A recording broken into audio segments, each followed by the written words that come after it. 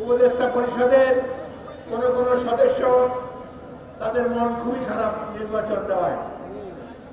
কিছুদিন আগে প্রফেসর মোহাম্মদ ইউনূস আমাদের নেতা জনাব তারেক রহমানের সাথে লন্ডনে একটি বৈঠক করেছিলেন। সেই বৈঠকে তিনি ওয়াদা করেছিলেন যে ফেব্রুয়ারি মাসের মধ্যে জাতীয় সংসদ নির্বাচন দেবেন। আমি এই সভামঞ্চ থেকে তাকে আন্তরিক ধন্যবাদ জানাতে চাই, তিনি তার কথা রেখেছেন।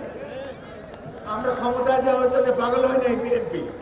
জনগণ যখনই যদি সুষ্ঠু নির্বাচন হয়, যদি আমাদেরকে দায়িত্ব দেয়, আমরা ইনশাআল্লাহ দায়িত্ব পালন করব।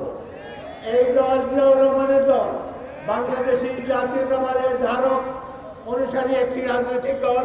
আমরা জনকল্যাণের জন্য রাজনীতি করি, কিন্তু দেখা যাচ্ছে দুই একটি দল যাদের জনসমর্থন নাই, এদের মধ্যে কেউ কেউ 1971 মুক্তিযুদ্ধের বিরোধিতা করেছিল।